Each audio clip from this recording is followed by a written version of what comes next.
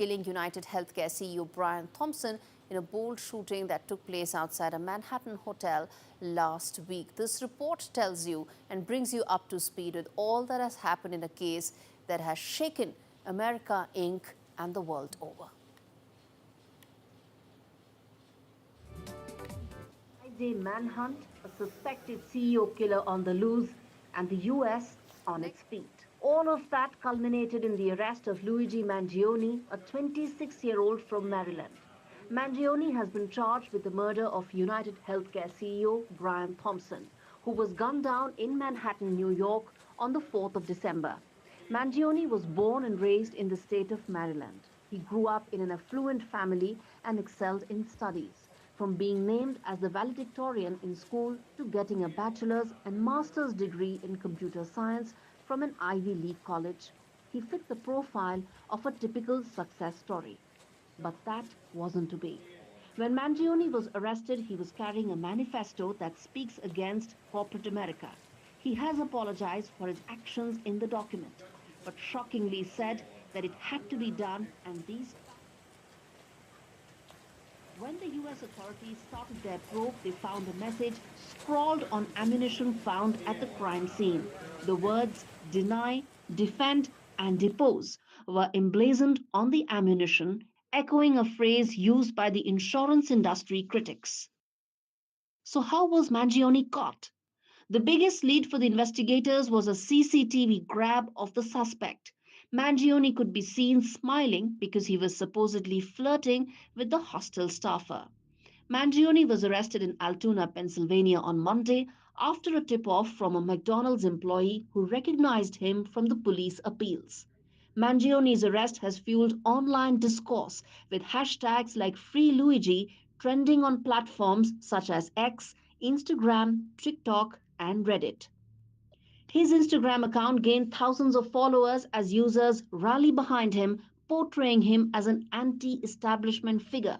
Criticism of the US healthcare system has intensified, with many citing personal struggles with insurers. With Vishal Vivek, Bureau Report for NDTV World. All right, we now turn our focus to a very important data point coming in from the US and really will decide how American universities will be viewed by Indian students. The number of US visas that have been issued to students, Indian students, has hit multi-year lows. This as Indian students now make up the largest international student cohort on American campuses. As per latest data, there is now a 38% drop in F1 student visas that have been issued to Indians in this year, January to September period, as compared to last year. In fact, last year, over 1 lakh F1 visas were issued to Indian students. And this year, that number stands at just about 64,000. Now, F1 is the non-immigrant visa category, which is given to most Indian students, 90% of them, that are studying in the US right now. And the drop is very significant since Indian students, as I said, make up about 30% of all international students. And it comes ahead of stringent visa rules that are likely to be put in place under Trump 2.0 administration. And the drop may also reflect a shift in demand patterns of Indian students, given that the post-COVID surge for college admissions has now pretty much been petered out. Data reflects that thousands of visa appointment slots for Indian students actually remained unutilized in the months of May, June and July. This is just ahead of the fall semester that starts around August to September end. Now, what does this indicate? This indicates a possible shift towards other overseas destinations for Indian students, and that could be Canada, Germany and the UK. If this trend continues, it has serious repercussions for American universities because they are also living and being able to keep themselves sustained on Indian students. All right, shifting focus now to smugglers who've actually, with $4.2 billion worth of meth, have been caught in the biggest such Indian seizure. But who's caught in the web of all this? Well, it is Starlink, Elon Musk's Starlink. Why? Because Indian police have sent a legal demand to Starlink seeking details of who purchased its internet device that helped in the sea navigation. Now, Starlink has been asked for the purchaser's name, payment method, registration details, all of it to find out where exactly did that internet device was it used. Smugglers travelled in international waters from Myanmar to India, and what followed is the fact that this could actually raise very serious repercussions from a security and strategic point of view for tech companies and particularly for Starlink. Let's get in Kaushal Bheda, who's director of Pelorus Technologies, to understand the implications of this, why this is significant for Starlink, for Elon Musk, and for tech companies in general.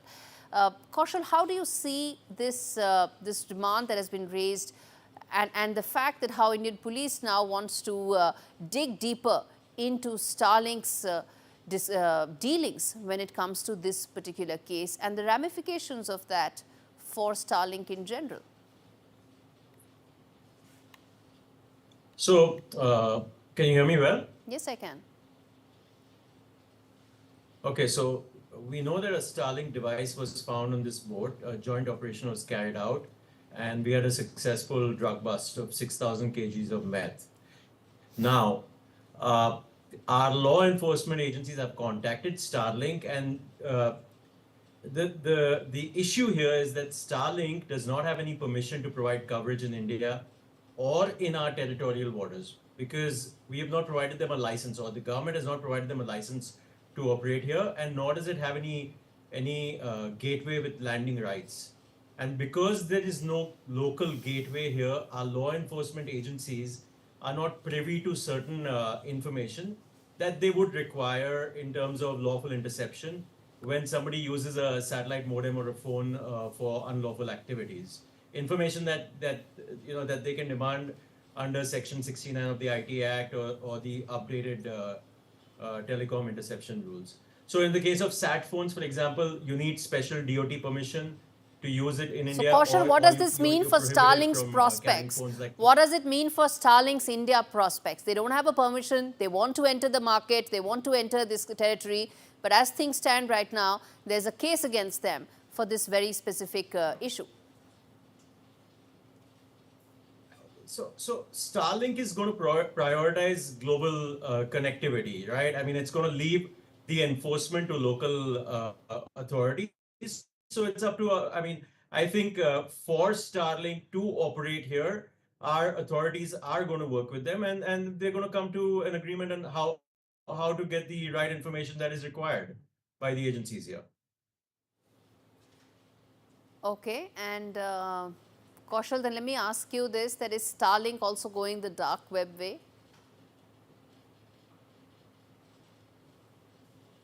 Not really. I mean, look, there's got to be a balance between privacy and national security. Ultimately, our law enforcement agencies need to get what they need to get in terms of information. I'm sure that they'll work it out with the right nodal officers on the Starlink end, and I think we should get the information that we need. And one final question, Kaushal, what does it mean in terms of tech companies? Because, there are some who may say that this is actually overreach because, you're reaching out and trying to get the richest companies in the world. Of course, the law and order and the law side of it is very clear. But what would you say to some of those tech companies who may say this is actually overreach? Say follow the law that the Indian laws, and why do the law enforcement agencies need this information? Ultimately, they need it because they want to keep you and me safe. So I think this is a legit demand, and there should be compliance. All right, Kaushal, we'll leave it there. Thanks much for speaking to us on a story that we're going to keep coming to as it unfolds. All right, on that note, we slip into a very short break. We come back with lots more on the other side, including an exclusive conversation with Chaya Kadam on her movie that's made it to the Golden Globes. Stay with us.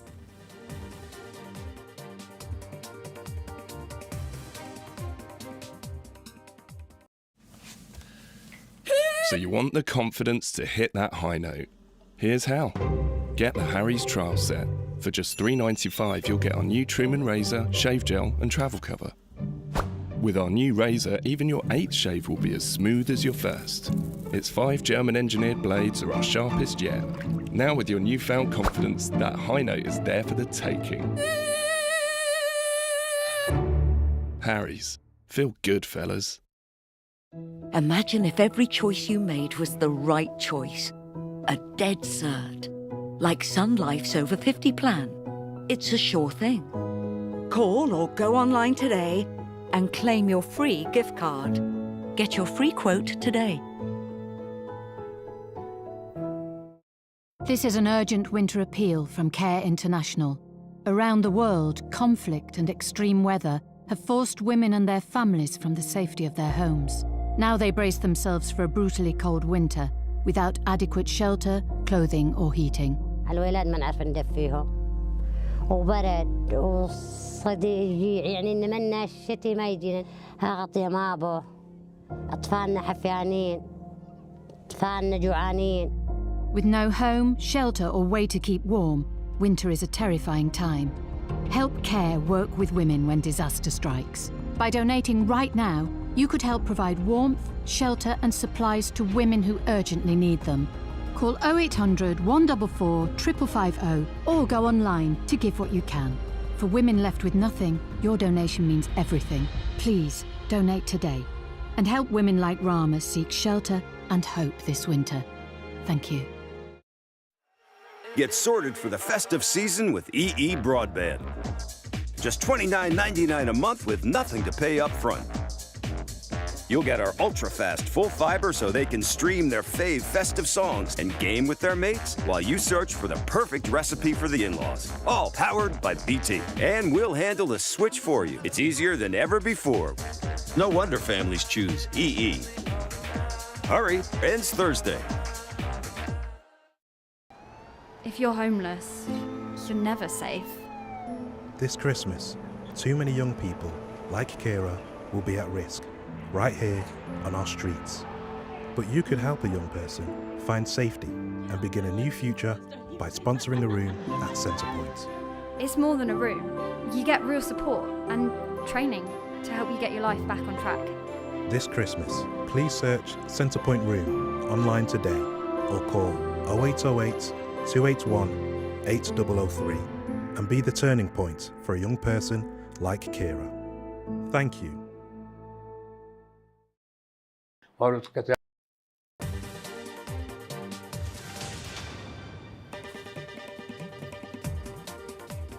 Welcome back. You're watching India Global. We now turn our attention to the latest that's unfolding in South Korea. The political crisis continues to deepen as Parliament approves a bill to launch a special council probe into President Yoon and his controversial attempt to impose the martial law. The decision comes after the main opposition party, that is the Democratic Party, accused President Yoon of insurrection in connection with last week's martial law declaration, which saw armed special forces being deployed in the streets of Seoul. Although President Yoon narrowly avoided impeachment when ruling party lawmakers abstained from a floor vote, the opposition leaders have vowed to file a new impeachment petition this week. Now, in the meantime, the president is under a travel ban as the investigation unfolds. This special council probe marks a critical escalation in South Korea's political turmoil as opposition parties intensify their efforts to hold the president accountable through legislative and legal measures. Right, on to the latest that's happening in America ahead of Donald Trump's upcoming administration taking over come 20th of January. He has nominated Indian American Harmeet K. Dhillon as the Assistant Attorney General for Civil Rights at the Department of Justice. An accomplished attorney, Dhillon is known for her legal battles against the big tech and defending religious freedom during COVID-19 and challenging the discriminatory corporate policies. Trump praised her as a leading election lawyer committed to protecting election integrity. And born in Chandigarh, Dhillon moved to the US as a child and made history in 2016 as the first Indian American to appear on stage at the GOP convention. She is now the fourth Indian American, Indian origin nominee for Trump's upcoming cabinet. All right, staying with some Trump-related news, in the wake of election victory, Trump has launched a new fragrance line titled Fight, Fight, Fight. Yes, that's the name of the fragrance line. Ahead of Christmas, the name reference on an iconic moment during his campaign when he survived an assassination attempt, shouting, fight, fight, fight in the aftermath. The fragrance line includes perfumes, colognes and Trump-branded watches, adding to the roster of items Trump has promoted recently, such as NFT trading cards and autographed guitars priced at upwards of $10,000. All right, from Lapata ladies to all we imagine as light, Chaya Kadam has had an extraordinary 2024. The acclaimed actor stars in All We Imagine as Light, a groundbreaking film that's directed by Payal Kapadia, which has earned a historic Golden Globe nomination for Best Director, the first ever for an Indian filmmaker. The film has swept international acclaim, being named Best International Film by both the New York Film Critics Circle and the Gotham Awards. It was also declared the best film of the year by the esteemed Sight and Sound magazine. We're now having Chaya join us live to talk more about her journey and what it feels like to have one of her movies now in the Golden Globe list. Chaya, thank you so much for speaking to NDTV, taking out the time. My first question to you is, आप unconventional characters जैसे Laapataa ladies है, all we imagine as light है, उन सब में काम कर रही हैं. कैसा रहा है 2024 आपके लिए और कैसे रहे ये सारे कैरेक्टर्स? यस 2024 मेरे लिए बहुत सारे सरप्राइज़ लेके आया है. सो बहुत खुश हूँ कि 2024 में एक तो लापता लेडीज़ मेरे हिस्से में आई और मंजू माई जैसा कैरेक्टर मुझे करने को मिला. किरण राव की मैं यानी हमेशा के लिए थैंकफुल रहूँगी कि एक एक्टर को मंजू माई जैसा कैरेक्टर प्ले करने के लिए मिलना बहुत बड़ी बात है, क्योंकि कुछ कैरेक्टर्स है ना कि सिर्फ फिल्म तक सीमित नहीं रहते. वो कैरेक्टर है ना ज़िंदगी भर आपके साथ रहते और आपकी हिम्मत बढ़ाते रहते. तो मंजू माई मेरे लिए वैसी थी. और उसके बाद आया all we imagine as light वाली पार्वती. और ये दोनों कैरेक्टर है ना बहुत स्ट्रॉन्ग लेडी है. इंडीड. तो बहुत मज़ा आया करने के लिए. और ऐसे कैरेक्टर है ना जिनके जैसे पार्वती के लिए पार्वती का चलना बोलना, और पार्वती के पॉजेस बहुत बोलते हैं. तो उसके ऊपर काम करने में बहुत मज़ा आया. और किरण राव और पायल कपाड़िया विमेन डायरेक्टर्स, बहुत यानी विमेन डायरेक्टर्स के साथ हिस्ट्री लिखी जा रही है. विमेन डायरेक्टर्स के साथ क्या बोलेंगी आप कि अब इंडस्ट्री में और विमेन डायरेक्टर्स आ रही हैं और उनका काम जो है वो दुनिया भर में सराहा जा रहा है. दुनिया के बड़े बड़े फेस्टिवल्स में women lead stories, women directed stories and films आगे बढ़ रही हैं. यस यस यस, ये यानी बहुत बड़ी बात है. मुझे शुरू से ना बहुत यानी लेडी डायरेक्टर अगर है ना तो मुझे इतनी खुशी मिलती है ना कि मैं स्टोरी सुनने से पहले ही ऐसे लगता है कि यार इनके साथ कुछ तो करने को मिलना चाहिए. सो पायल और किरण के साथ काम करने के लिए मिला. वाओ.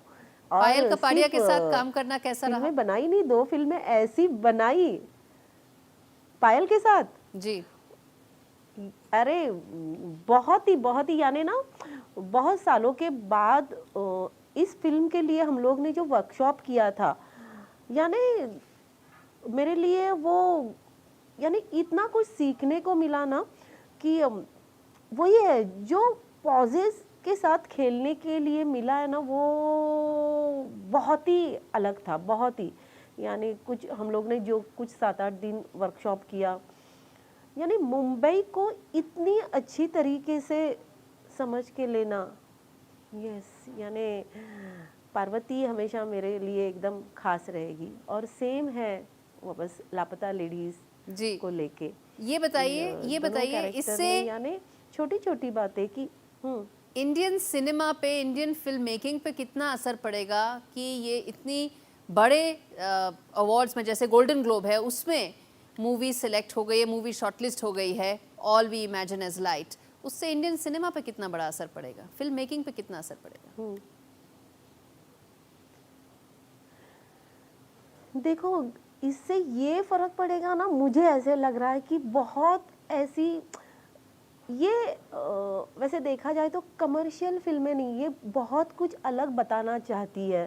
अलग दिखाना चाहती है ये फिल्में। तो अगर ऐसी फिल्में बड़े बड़े फेस्टिवल में अगर सिलेक्ट होती है ना, तो बहुत लोगों का हौसला बढ़ता है कि हमारे बहुत लोग फिर ऐसी अलग अलग कहानियाँ लेके आएंगे।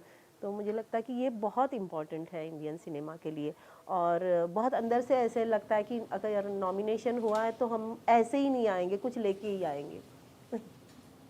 जी बिल्कुल, बहुत रिकग्निशन तो लेके ही आएंगे और पूरी उम्मीद है कि आप अवार्ड भी लेके आए। Chhaya Kadam, thank you so much for speaking to me on a very historic nomination of a movie that is set to change Indian cinema, Indian filmmaking, but most importantly, bring female directors, female-led movies at the very forefront of Indian cinema going forward. On that note, we slip into a very short break. We come back with a very important discussion on Syria and what happens next in the Syrian conflict. Stay with us.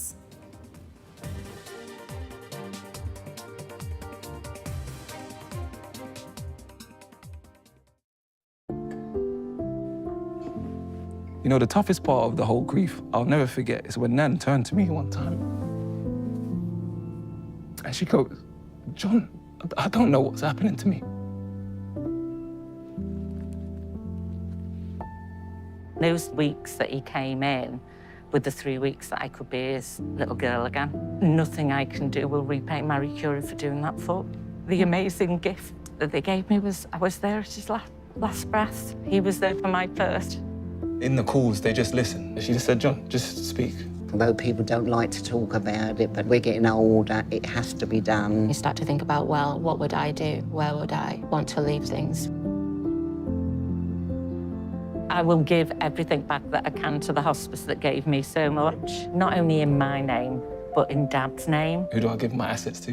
Didn't realise you had a choice. Give better end-of-life care to all. Get your free will guide today. Sir, सबसे ज़्यादा blockbuster फिल्में deliver करी अमिताभ बच्चन के साथ में, और आप लोगों की जोड़ी टूटने का एक असर अमिताभ बच्चन जी पे भी जरूर पड़ा होगा। जरूर पड़ा होगा। उनको इस बात का अफसोस हुआ होगा कि कभी बात हुई उनकी आपकी इस सिलसिले में? नहीं, मैं अगर होता उनकी जगह और जैसे जावेद साहब गए या मैं गया तो उनको यही राय देता है कि मत छोड़ो, अच्छा खासा तुम्हारी एक जोड़ी है, वो काम कर रही है, अच्छा खासा चल रहा है, काय के लिए इसको तोड़ते हो। तो मैं होता तो ये करता। तो फिर आप उनकी बात सुन लेते और उसका फिर जोड़ी वापस आ जाती? नहीं, जोड़ी वापस नहीं आती, बस ज़रूरत ही नहीं काम करने की, ये तोड़ने की, करते रहो। तो अगर मैं होता तो ये राय देता। पता नहीं उन्होंने क्या राय दी है वो। पर आपकी बात हुई कभी उनसे इस सिलसिले में? नहीं, बात तो होती रहती है कि मुलाकात हो जाती है तो। मगर वैसे वो ज़्यादा सख्ती से बात करते भी नहीं हैं। अपने में रहने वाले अपने, वो ज़्यादा किसी के करीब आते नहीं हैं, वो अपने में ही रहने वाले रिजर्व आदमी हैं। और बाकी जो इंडस्ट्री थी, जब आप लोग हटे, आप लोगों की जोड़ी हटी, तो बाकी इंडस्ट्री का क्या रिएक्शन था उस समय? उसके बाद कुछ लोग तो खुश होते हैं कि अच्छा हुआ, कुछ लोगों को तकलीफ होती है। अलग अलग लोगों के व्यूज़ होते हैं, अलग अलग लोगों के साथ। पर आपने उसके बाद लोगों को बदलते हुए देखा? आप अपना अलग जब काम लेके जाते थे, अकेले जब काम लेके जाते थे, तो उसकी रिसेप्शन किसी अलग तरह? नहीं, वो तो होता डेफिनेटली था। वो पीपल वर चेंज्ड। आप जो नाम का जो वैल्यू जो था, ब्रांड की जो वैल्यू, हाँ, अभी अगर आप कोई गए के अंदर वो हैं।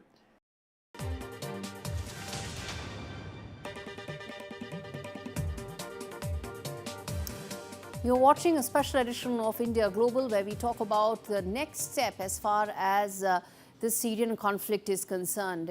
The country is in a war zone for the last 13 years and continues to remain so. But what happens next for Syria? And most importantly, what's the latest developments happening right now?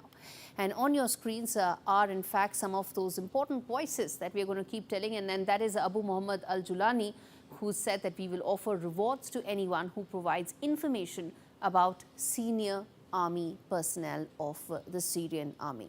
And he goes on to say that security officers involved in war crimes is what they are hunting. And that tells you why it's important to talk about the future of war-torn Syria, which is also remains the biggest migrant crisis in the world, remains more uncertain than ever.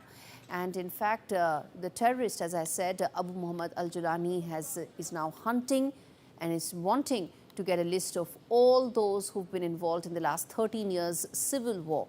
That message he actually posted on Telegram. And on ground, rescue workers from the country's White Helmets have issued a statement. They say the group has ended their search operations for possible detainees in secret cells or basement at Syria's notorious military prison without finding anyone. The Syrian Observatory for Human Rights, a UK-based monitoring group, says that 60,000 people were either tortured or killed. I think it was 600,000 people in Assad's government's prisons. As the theatre of war shifts, Israeli warplanes have reportedly carried out over 100 attacks across the country. Before we move any further, take a look at this profile of who this man is, this rebel leader. Безусловно, сейчас время глубокого анализа происходящих событий, и сейчас пока трудно предугадать окончательной формы, скажем так, которые последуют после этого периода неопределенности.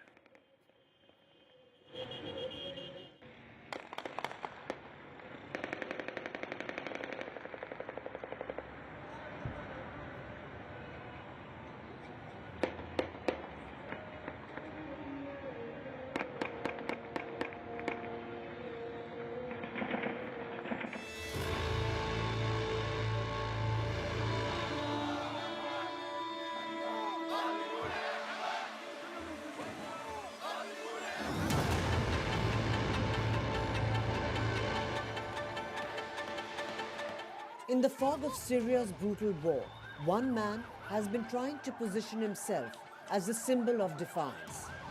A terrorist whose actions have shocked the world. A deadly character whose rise is as mysterious as his motives. Abu Muhammad al-Jolani, the head of Hayat Tahrir al-Sham, has led a sanctioned terrorist group that inflicted a staggering defeat on one of the most powerful regimes in the region. The fall of Aleppo was a game changer, a victory for the so-called anti-government forces and a bitter blow to President Bashar al-Assad. But at the heart of this historic shift was Abu Muhammad al-Julani, a terrorist with a $10 million bounty on his head. His rise to power has been a double-edged sword. For years, he's led his forces with ruthless efficiency, dealing the final blow to the Assad regime, which had ruled for over 50 years. While his military prowess cannot be questioned, al-Julani's reputation must take precedence. A leader of Al-Qaeda's former Syrian branch, al-Julani is a man with blood on his hands. His group has been linked to countless atrocities, and his name is on the United Nations list of designated terrorists. For all his victories, al-Jolani is still a villain. His actions have led to the suffering of innocent Syrians, collateral damage in a war that has torn the nation apart. The blood of innocents stain his record, and his group's harsh tactics are often indistinguishable from those of the regime that they fight. Al-Jolani's forces claim to fight for justice, to break the shackles of oppression, but their track record shows a different story, one of extreme ideology and brutal violence.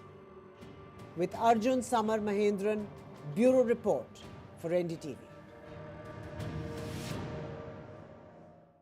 Okay, you heard who the rebel man is, the rebel leader is. It's important to know his past, and it's important to know his thoughts, and only then we will be able to understand what lies ahead for Syria. And as this theatre of war shifts, Israeli warplanes have reportedly carried out over 100 strikes across the country, including in the capital, Damascus, within the last 12 hours. They say it is to ensure that the chemical weapons that Assad's regime used and has will be dismantled, because who knows who comes next. But it's not just Israel. US has also reportedly struck down 75 ISIS targets in Syria after the regime's collapse in the last 48 hours. On the diplomatic front, Kremlin spokesperson has said that it was Syrian President Bashar Assad's personal decision to step down and leave his country. European countries are now, what are they doing? Whether it's UK, whether it's Austria and several others, they've suspended the process of processing any of the asylum applications for Syrians that are pending.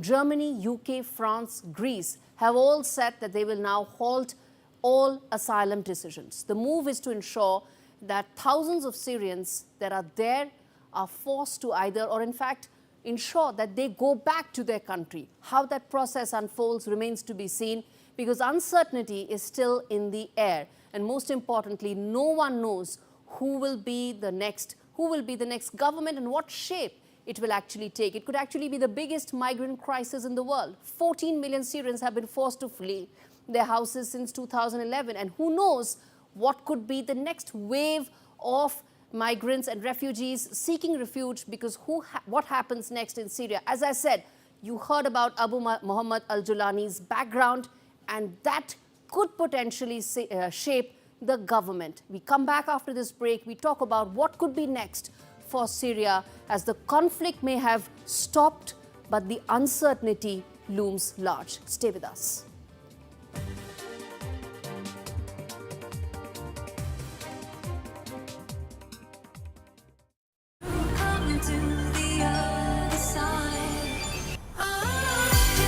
Join me and the Style Squad. Shop now exclusively at Freeman's. If you're homeless, you're never safe. This Christmas, too many young people, like Kira, will be at risk, right here on our streets. But you could help a young person find safety and begin a new future by sponsoring a room at Centrepoint. It's more than a room. You get real support and training to help you get your life back on track. This Christmas, please search Centrepoint Room online today or call 0808 281 8003 and be the turning point for a young person like Kira. Thank you. Some people think life slows down in your 50s, but I've got a few rounds left to go. And I don't want my lot to have to worry about funeral costs. Let them spend their money on nicer things.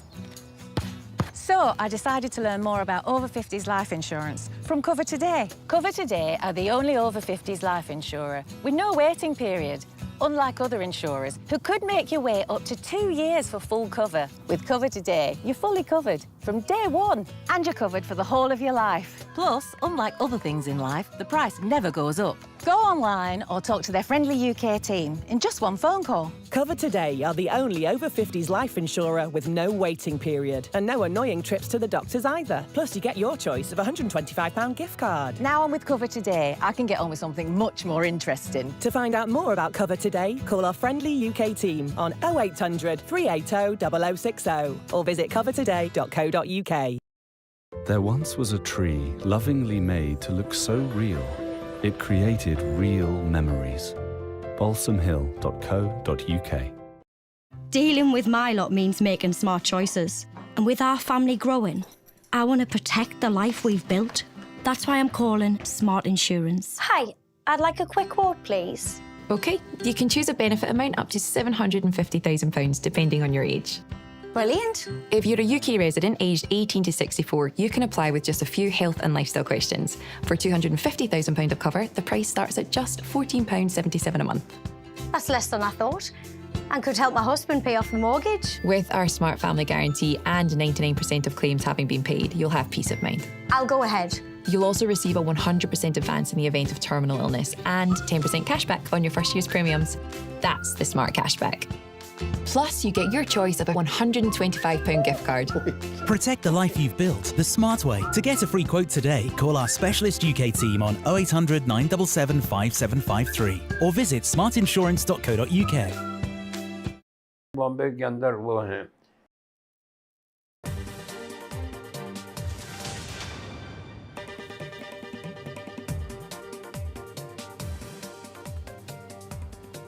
Welcome back. You're watching India Global. We are now turning our attention to the Syrian conflict in terms of what happens next. You heard before going into the break in terms of the latest developments that are unfolding. The migrant crisis may in fact happen again, though refugees are being asked to go back to Syria, even as there are some pockets of ISIS strongholds that are being bombarded by both US and Israel. What happens next? Where do we go? Where does the country go? And what does it mean for the region and the world is our big question.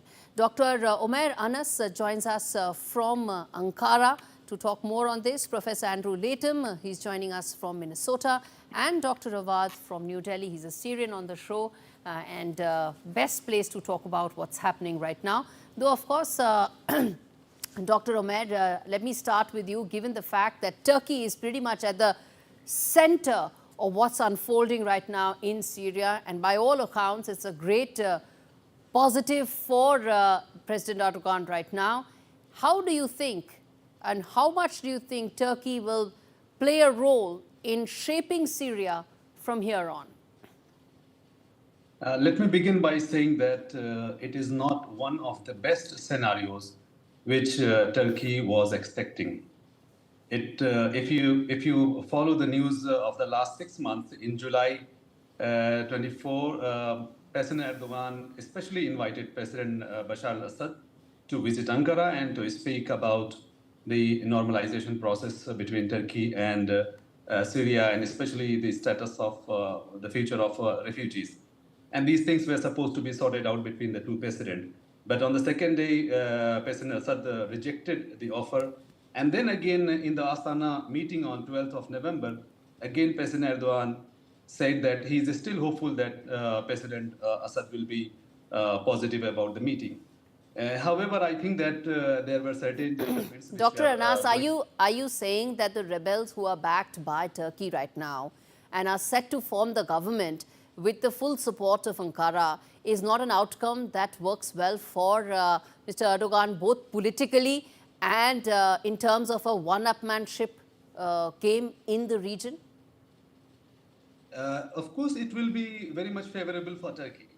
But as I told you that in the background, Erdogan was actively seeking a discussion with President Assad. Why? We have to focus on this issue because as of now, the situation is that the security situation in Syria and in the region is quite fragile because there is no state and there is no one authority there. And so you can see that Israel has been attacking almost every airport. Largest number of airstrikes Israel has made in the past. This could have been avoided if Bashar al-Assad and Erdogan have negotiated a positive outcome. It was avoidable. Okay. However, because Bashar al-Assad again started attacking on Idlib, and then the leadership in Idlib, especially the HTS and other militant groups, they were already prepared for certain things.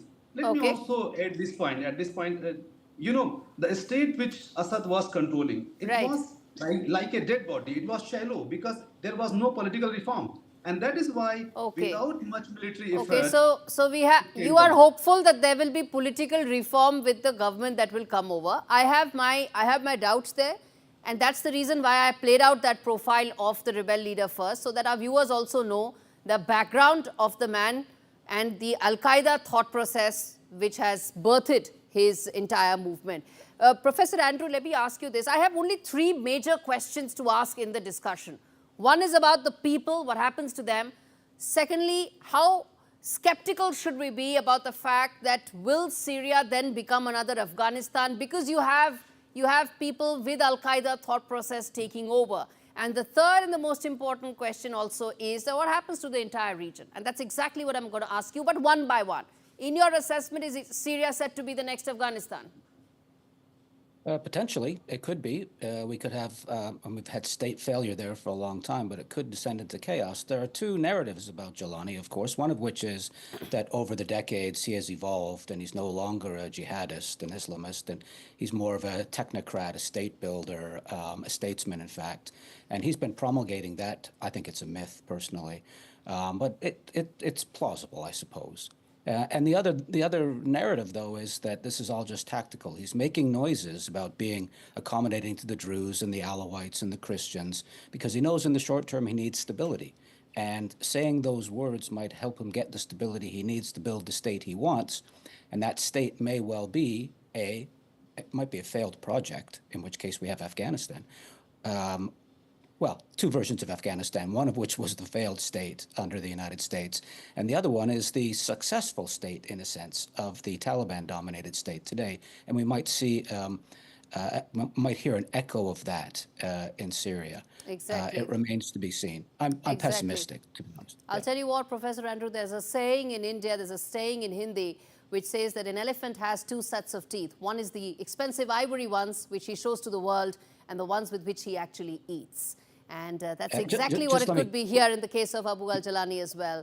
That exactly. There is a and facade for the world. While we're talking about elephants, there's an old African proverb: when elephants fight, it's the grass that suffers. And so indeed, Syrian there is another proverb there. Absolutely, yes. So, Dr. Awad, then let me ask you about the refugees as well as the fact that there could be another possible migrant crisis that the world may have to brace itself for, simply because the uncertainty in Syria could make way for an Islamist extremist regime that may not be a better or a superior option than the Assad regime. Or will it be a better option?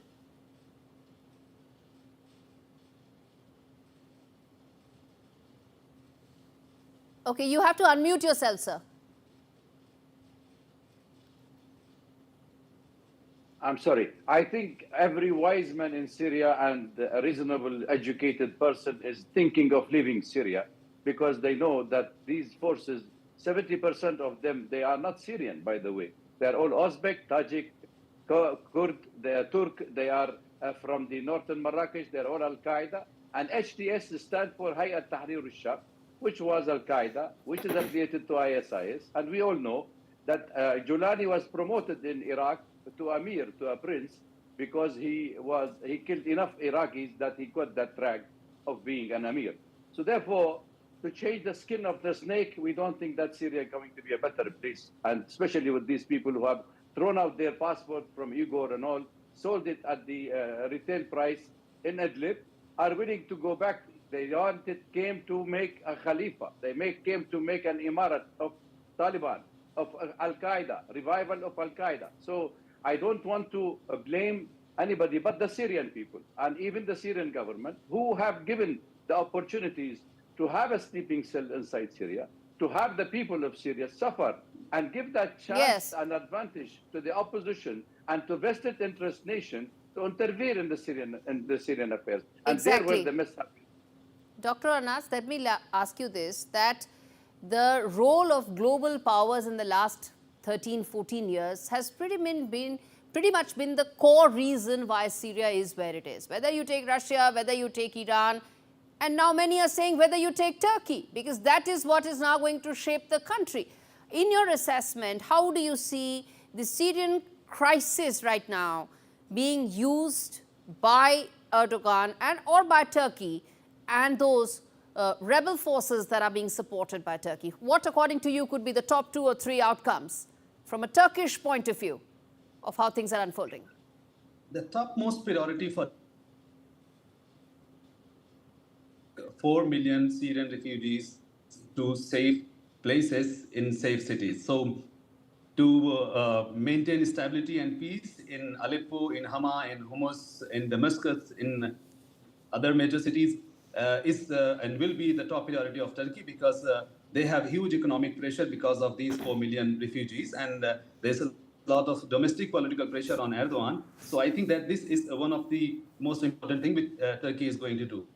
At the same time, what I follow from Turkish understanding right now is that Turkey is trying to engage almost all regional parties, especially Saudi Arabia, Qatar, UAE, and of course, Russia and Iran, so that a regional understanding can be developed, because an unstable Syria right now, without a strong state, without a strong military, will be no less dangerous than Afghanistan. So to maintain peace and stability, especially stability in Syria, should be a shared concern of all countries in the region. And that is So why Asthana, okay. Yeah, the Asthana process failed.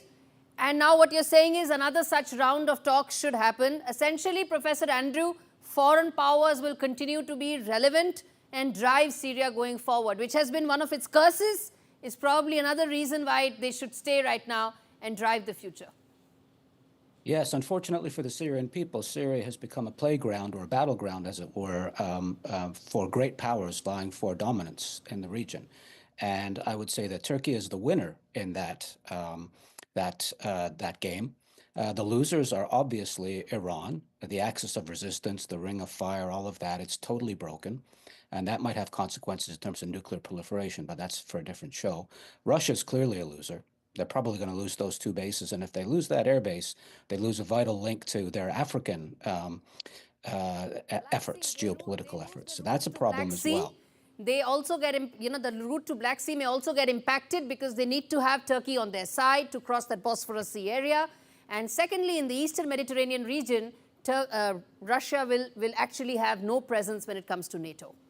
They will not. And the other losers in all of this potentially are the Kurds. To the extent that Turkey's hand is strengthened in all of this, that works to the detriment of the Kurds in the northeast of the country. And the other big loser is the United States, especially if the Kurds are they're American partners and the United States supports the Kurdish. If that goes pear-shaped, as it were, then the United States is going to lose this as well. Right. And the American presence in the region is very unpopular in the United States. Yes. The 900 or so American troops, nobody in this country knows why they're there or what Yes. they're doing. So when we look at winners and losers, Turkey's the big winner, Assad is the big loser, but Yes. Iran is a loser, Russia's a loser, and the Syrian people, unfortunately, as has been the case for a long time, have been the biggest losers and biggest sufferers. And Dr. Awad, let me then ask you this, that given the fact that there are different forces here in the region now, there are also different Islamic thought process that they follow. The rebels are Sunnis, but there are pockets which are Shia dominated. How does that now look in terms of going forward? Do you think they can all come together to form some semblance of a stable regime or a stable setup? Well, let me just give a comment before I answer the question, because if the aspiration of the Syrian people left for the Syrian without a foreign intervention, that could be our dream. When the peaceful revolution took 2011, and we thought for 6 months that it is going to happen and political reform, but that's never happened. But believe me, Gaurie, the single beneficiary of all this is Israel. Now, currently, Israel have made 400 sorties on Syria, destroyed totally the infrastructure of Syrian military, air force, defense system, defense line. They have encroached 10 kilometers away from Damascus capital. They have violated the 1974 truce of the United Nations Security Council resolution of the demilitarization of the power between the two countries. Now they are, I can tell you, just listen to my point, which I have mentioned in my article, that the American company in 2015 discovered oil in the Golan. And this oil tributary is 60 kilometers deep inside Syria. Now they are encroaching into those territories without any single resistance from anywhere. So basically, Turkey gifted Syria to Israel. Okay, we don't have a representation from Israel to really counter some of those. And I've tried to be as fair as possible. And quick closing comment I want to give to Dr. Anas from Ankara. 30 seconds, I'm completely out of time. That one wish that you think will happen for Syria in foreseeable future. What do you think can possibly happen? 6 months, 1 year down the line. A regional cooperation between Iran, Russia, Turkey, Saudi Arabia will be the best for Syrians. And I'm clearly that Turkey's ability should not be overstated or overestimated. Okay. Turkey does not have that much ability to deliver. So they need regional cooperation, especially with Iran and Right. both Russia. All right, I'll leave it there. Thank you so much, gentlemen, for taking out the time and speaking to me on India Global. The fact of the matter is, as some of the experts here said, Syria continues to need foreign powers. That has been the curse of the people of Syria the last 13, 14 years. And it looks like foreign powers, their intervention will not end in times to come, or at least in the foreseeable future. And it also looks unlikely that a stable, secular government may come to fore. Remains to be seen what will be the way out of the Syrian conflict. Thank you so much for watching this special show.